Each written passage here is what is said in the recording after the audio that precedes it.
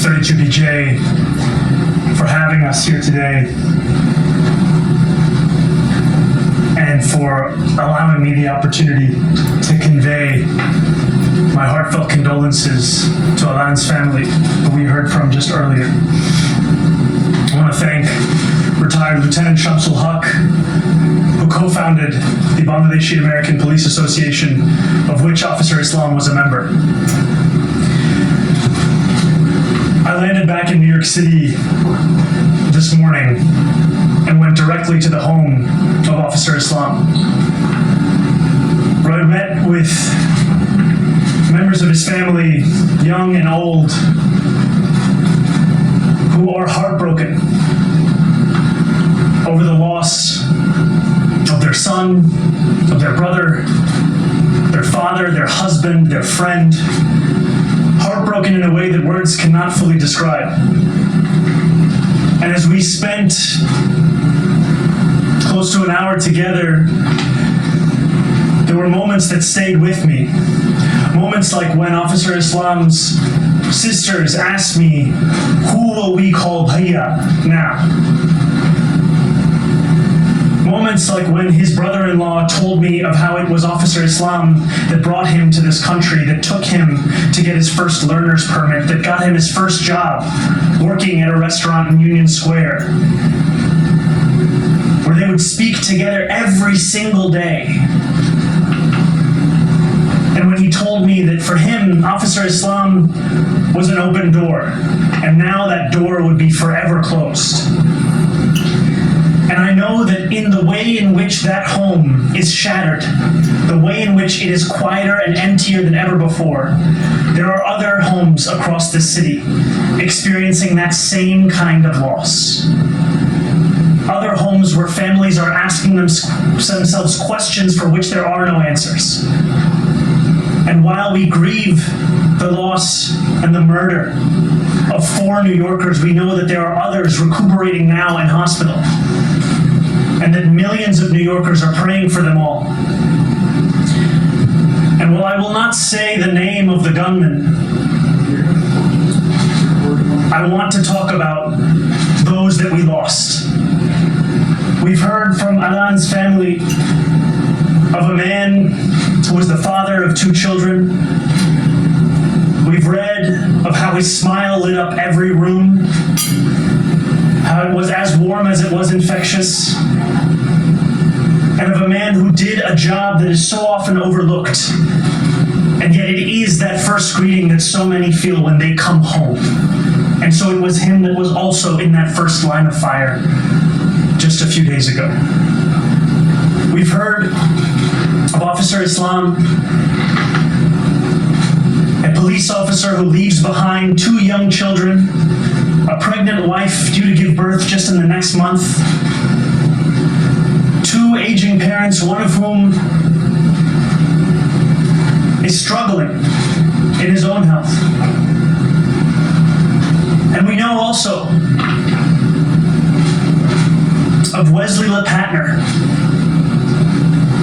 who was a New Yorker that shone brightly across this city, who served on the boards of the Metropolitan Museum of Art, the UJA Federation, the Heschel School,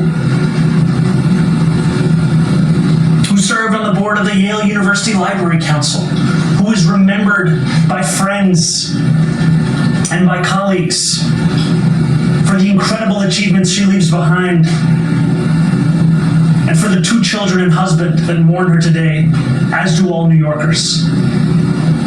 And also of Julia Hyman, a 27-year-old New Yorker who grew up here, who attended Riverdale High School, captained 3 different teams in her senior year, attended Cornell University, for which she just went to a 5-year reunion, and was remembered by colleagues at her workplace today as a superstar. A life cut short by a senseless act of violence. And as New Yorkers across the 5 boroughs and Americans across the country mourn this mass shooting, we are reminded that no matter how strong our gun laws are in this state, we are only as safe as the weakest laws in this nation. And so in this moment, the onus is on all of us to follow the words of Alain's brother and to put forward a vision of stronger gun laws. And I echo the call from Governor Hochul for a nationwide ban on assault rifles, as it is horrifying to each and every one of us in this room and beyond that a man with such documented mental health struggles was able to purchase a weapon, leave alone a weapon of such devastating capability. And we know that the consequences of national inaction, though we feel them this week in Midtown, we know that they join a list of so many other places across this country. Be they Uvalde, be they El Paso, be they Sandy Hook, be they Charleston. As mayor, I will lead calls to ensure that we pass the legislation necessary beyond New York, such that every New Yorker can rest assured that we need not prepare for the next iteration of this horrific mass shooting. And we know that mass shootings are sadly all too familiar for New Yorkers themselves, as we experience them whether on our street corners or even on public transit. And though we have made strides towards making this city one that is free of that gun violence, we know that there is so much work to be done. And in this moment of mourning and of grief, I want to thank law enforcement for their response to the horrific shooting on Monday and their work in keeping New Yorkers safe.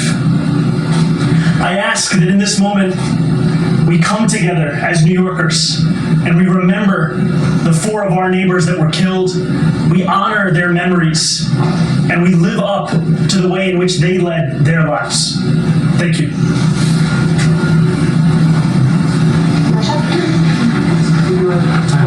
Thank you. I'm wondering, you just talked about the fact that you wanted to honor the people who responded yesterday. Monday. And the reason I'm asking is because I wonder if your views about the NYPD have changed over time, especially in light of this shooting, the fact that there's a total figure out of town criticized your past statements about the SRT, the strategic response group, which did respond because they claim that you say it should be disbanded. Do you still believe that? And do you want to send any kind of a message of feeling to the police department about views that you now have developed? Over the course of this race, I've been very clear about my view of public safety and the critical role that police have in creating that. Public safety that officers are tasked with delivering while we ask them to respond to nearly every failure of the social safety net. And the vision that we've put forward in this campaign, despite what others may say, is not to defund the police. It is, in fact, to allow those officers to respond to these serious crimes that many of them signed up to address, and to do so by ensuring that we ask them to focus on those crimes and we ask mental health professionals to respond to calls of mental health crises. And as it pertains to the Strategic Response Group, when it was first formed, there was an intention for its use to be more akin to the manner in which it was deployed earlier this week. What we have found, however, is the city has come to rely upon the Strategic Response Group as its primary means of response to acts of protest across the city when New Yorkers exercise their First Amendment rights. And that decision in asking the members of that unit to respond to protests, as opposed to what was the stated reason, is a decision that has led to the violation of a number of New Yorkers' civil rights. And it's a decision that has been the basis of my critique of the use of the group towards that end. And what I would also say in this moment is that it is beyond me that politicians are looking to use these days to score such cynical political points on the very day that I held the father of Officer Islam in my arms as he could not utter a single word, and as I felt him sobbing at the memory of his 36-year-old son who will never come home. To visit that family, to meet those children, to understand what this man meant to so many, And to hear from his brother-in-law that today was the day that they had timed their vacation together so that they could visit a water park in New Jersey. And that the brother-in-law's children knew they were supposed to go, Officer Islam's children knew they were supposed to go, and yet they were at home mourning a father who will never return. This is a time to honor those memories. This is a time to lead this city in coming together, not a moment to try and score the very points that turn so many New Yorkers away from politics. I'm sorry to hear that. I was actually just with the former governor, and he was asked specifically, about the statement I believe you already made a day or two ago, that cheap political points, which you just said should not be scored in a moment like this.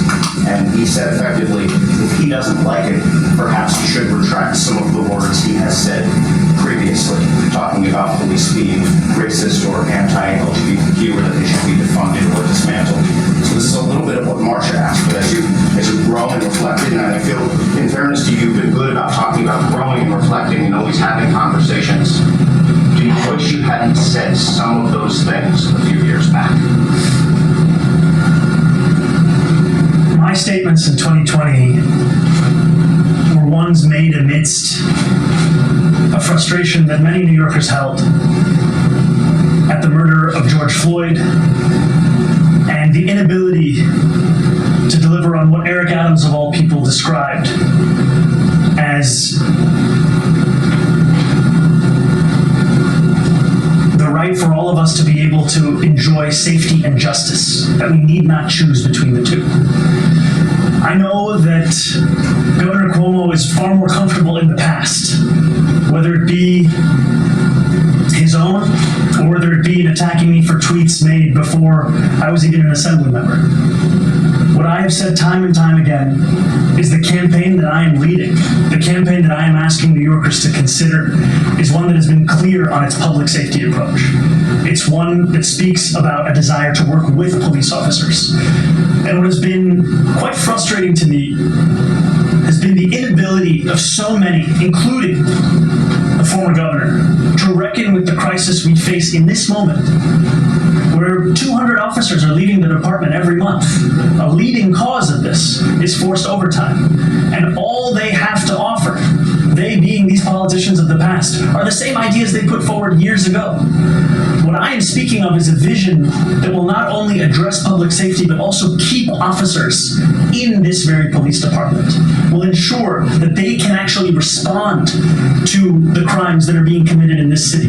Because as we've seen in the first quarter of this year, we were only able to resolve 35% of all of those crimes that were reported. And part of that is a reflection of asking officers to do nearly every single thing we can think of. And so I'm proud of the public safety platform we've put together. And I would say that for the former governor to have spent an entire day speaking almost exclusively about me and barely about the New Yorkers who have been killed is indicative of the very politics New Yorkers want to leave in the past. We want to honor the New Yorkers who have been taken from us far too soon. We want to know their stories. They are not merely statistics. We want to know their smiles, their hopes, their dreams. And yet here we have a former governor calling every reporter he can find to speak about tweets. What kind of leadership is that?